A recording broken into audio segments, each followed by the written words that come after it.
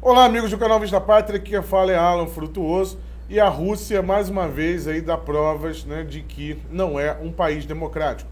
O presidente da Rússia, Vladimir Putin, anunciou hoje no seu discurso à nação, que é um discurso anual, onde ele apresenta a proposta de governo para aquele ano.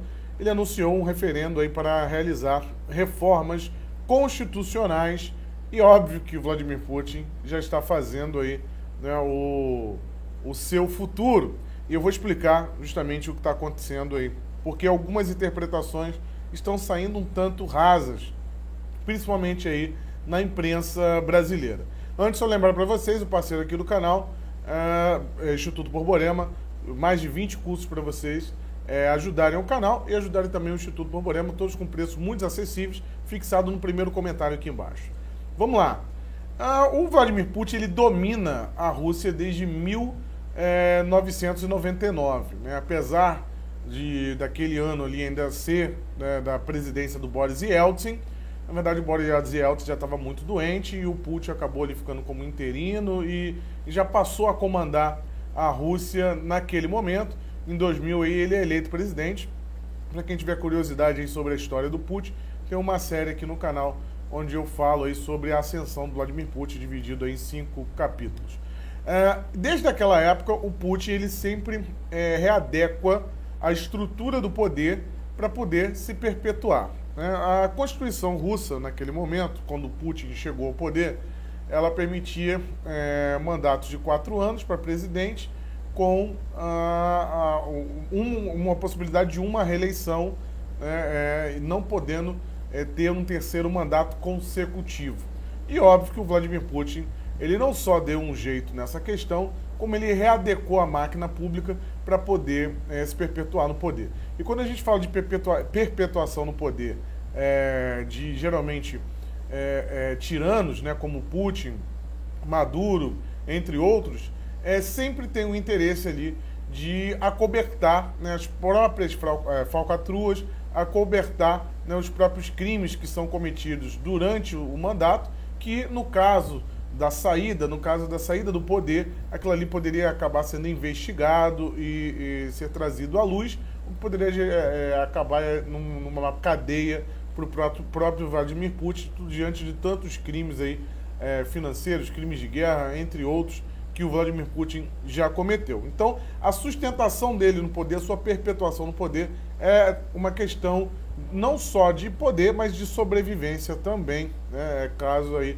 ele saia do poder, ele pode perder sua liberdade. Então, o Putin, naquele momento, ele elegeu em 2000, se elege de novo em 2004, né? Quando ele chega em 2000, ele virou o queridinho do Ocidente, achando que seria uma abertura para a Rússia, quando na verdade ele mostrou, né, ele readequou completamente ali a política russa. Inclusive falei disso há pouco tempo quando eu falei do Eduardo Fauzi, aquele cara que jogou o coquetel Molotov no Porta dos Fundos. Eu falei, né, do Dugin, né, Alexandre Dugin, que aí é um dos mentores do Vladimir Putin, que serviu para ele fazer essa readequação do esquema político, né, e o projeto de poder russo. Então, para ele se manter no poder, naquele momento, em 2008, quando ele termina o seu segundo mandato, ele coloca o seu grande amigo e aliado, Dmitry Medvedev. Esse mesmo que vocês estão vendo aí nos noticiários de hoje, que renunciou, né? Inclusive tem jornalista, deve ter sido o estagiário que acabou escrevendo, dizendo Dmitry Medvedev surpreende a todos e renuncia após Putin falar em mudanças constitucionais. Ele não surpreendeu a ninguém, né? Só o estagiário lá da redação da Folha ou do UOL, né, que realmente não entende nada de como funcionam as coisas na Rússia. Dmitry Medvedev, ele é um amigo íntimo de Vladimir Putin. E ele, em 2008, serviu como um mandato tampão para Putin permanecer no poder. Naquele momento, o Putin ele vira primeiro-ministro e o Dmitry Medvedev assume a presidência com um mandato de 4 anos. Em 2012, ele sai e dá lugar novamente para o Vladimir Putin. A estrutura de poder da Rússia hoje ela é extremamente presidencialista, né? Ela é um presidencialismo muito forte, inclusive com a Duma, que é o parlamento russo, tendo os seus poderes ali bem diminuídos. E essa mudança constitucional que o Vladimir Putin sugere agora, nesse momento,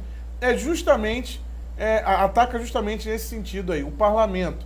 E a estratégia do Putin é tão interessante, é tão incrível, né, que ele consegue fazer uma perpetuação de poder com ares de mais democracia. Porque nas mudanças constitucionais que ele está propondo inclusive dar mais poder ao parlamento, inclusive dando mais poder também ao primeiro-ministro aí que comanda o parlamento. E o Putin, né, já naquela época, no mandato do Dmitry Medvedev, de 2008 a 2012, ele já tinha feito uma mudança, né, a Duma já tinha feito uma mudança constitucional, e essa mudança mudou também o tempo de mandato do presidente. Então, que era 4 anos, acabou aumentando para 6 anos, e aí o Putin, né, conseguiu ser eleito em 2012, e agora, novamente, aí ele foi reeleito e tem o seu mandato até 2024. Então, para resolver a sua vida, ele sabe que ele não é tão ousado, né, ao ponto de mudar a Constituição e a permitir uma reeleição infinita para presidente, né? Isso ele ainda não se sentiu encorajado a fazer isso. Mas ele acabou de resolver o problema hoje de maneira muito prática e com ares de democracia. A partir do momento que ele dá mais poderes ao primeiro-ministro, simplesmente ele está dizendo o seguinte: eu serei o próximo primeiro-ministro em 2024 e vou precisar de ter o poder na mão.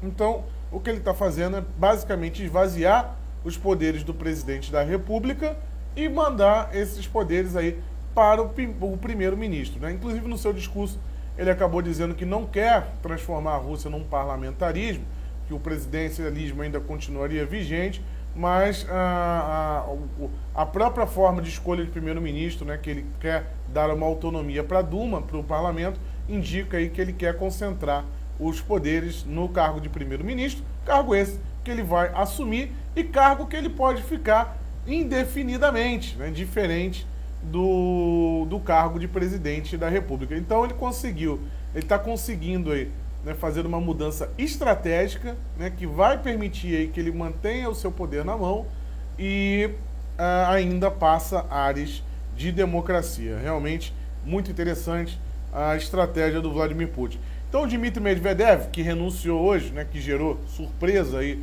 segundo alguns jornalistas brasileiros, ele já foi recolocado na vice-presidência do Conselho de Segurança da Federação, que é um órgão recém-criado por Putin, que está aí nesse pacote de mudanças da máquina pública russa, justamente para poder distribuir os poderes para outros órgãos para quando ele sair da presidência da República.